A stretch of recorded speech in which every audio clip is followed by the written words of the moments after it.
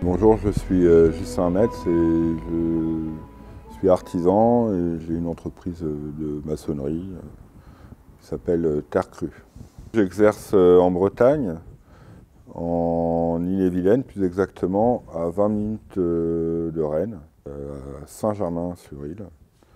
J'ai une entreprise de 12 salariés et ça fait 10 ans que mon entreprise existe. Et on intervient beaucoup sur des bâtiments en bauge. On fait un peu de construction en bauge et on pratique différentes techniques, les adobes, le torchis également, un petit peu de pisé et on fait beaucoup d'enduit aussi. La technique locale, c'est la bauge et c'est la pratique principale de construction que j'utilise. Alors, la bauge, c'est une technique monolithique. On utilise essentiellement de la terre. On a un peu de fibre. Du coup, ça peut être de la paille, mais des fois, on trouve du branchage ou d'autres choses comme ça. Donc, pour construire en terre, quand on doit chercher de la terre, la première chose, c'est on regarde si la terre du site est bonne. Après, si elle n'est pas bonne, c'est pas très grave. Après, on est autour de Rennes, donc il y a beaucoup de constructions. Il y a des régions où c'est pas le cas, même des régions, enfin, des endroits même en Bretagne où c'est pas le cas. Ici, en fait, il y a beaucoup de constructions en terre, donc il y a beaucoup d'acheminement de terre. Terre, aujourd'hui, c'est un déchet. C'est très compliqué de devoir s'en débarrasser. Du coup, c'est assez facile d'en avoir, en fait.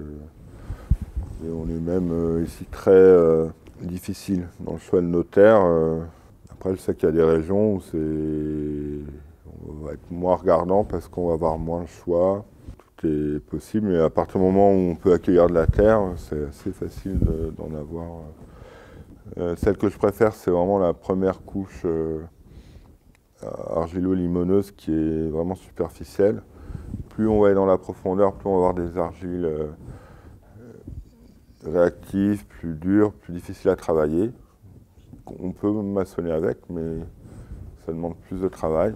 Alors que là, on va dire, sur le dessus, on va avoir la crème de la crème.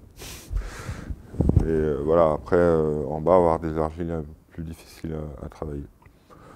Et ici, on a pas mal de teintes d'argile.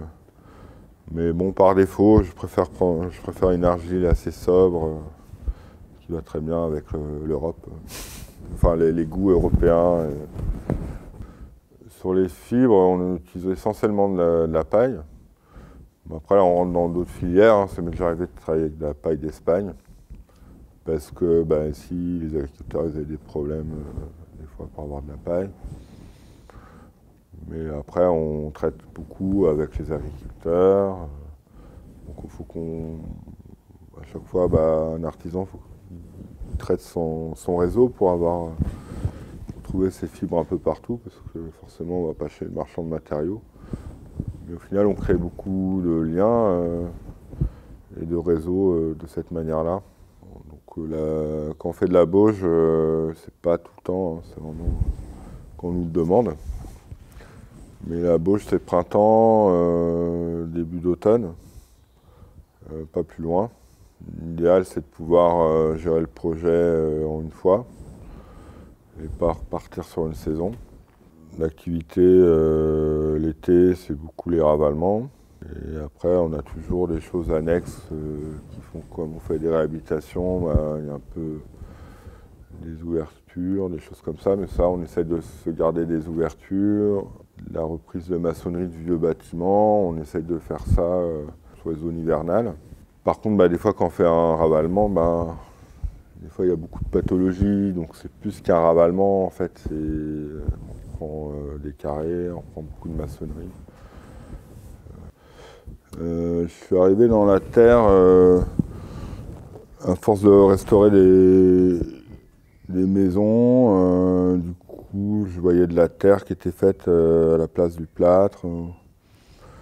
Et ça m'intriguait beaucoup. Et du coup, j'ai cherché à me former là-dessus.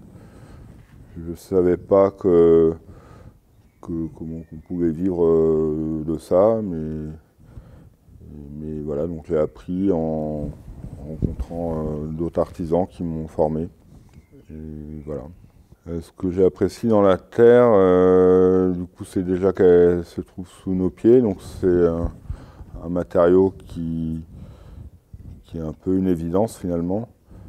Et c'est aussi un matériau qu'on a utilisé depuis le néolithique pour l'habitat.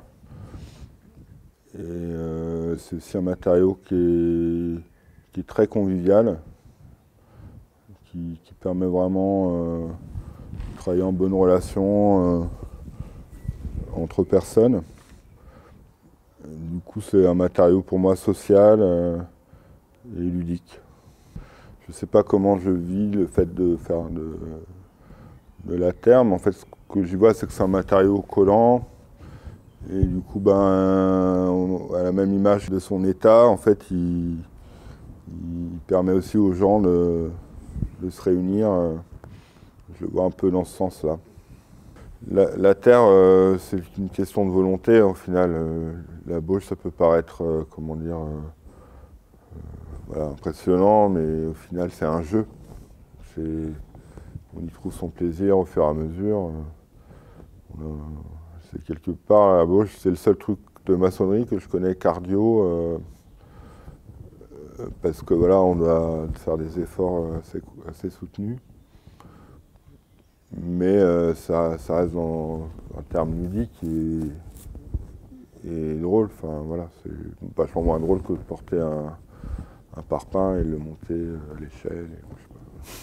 Faut toujours avoir en sorte que, même si nous, des fois, on le voit même plus, parce que voilà, il y a le quotidien qui vient, les ennuis, la chaleur, la fatigue.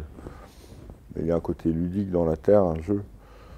Et, les gens, ils viennent chercher ça. Au final, c'est beaucoup plus gratifiant que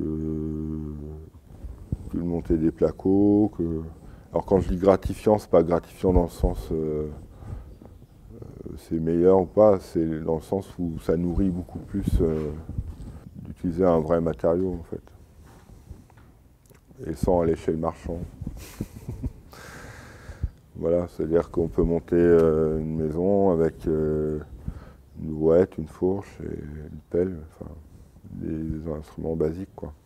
Alors aujourd'hui en Ille-et-Vilaine, la structure elle est assez vivante, dans le sens où voilà, moi j'ai 12 ouvriers, maçons, maçonnes, je suis vraiment 50-50 aujourd'hui.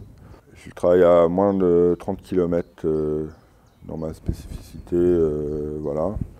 Et en fait, on est de plus en plus de maçons autour de Rennes et ailleurs, j'espère, pour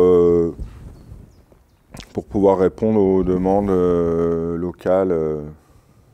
Et donc, souvent, quand on est appelé et que le chantier est un peu trop loin, en fait, on se renvoie les connexions pour essayer de travailler le plus proche possible. On est plutôt dans une zone d'entente cordiale, c'est-à-dire qu'on n'a pas de concurrents, on a plutôt des confrères. Donc c'est plutôt agréable à vivre, tout ça, quoi. Les gens sont tellement sensibilisés qu'ils viennent directement me voir pour mes spécificités. S'ils ne viennent pas me voir pour ça, ça ne va pas fonctionner en fait.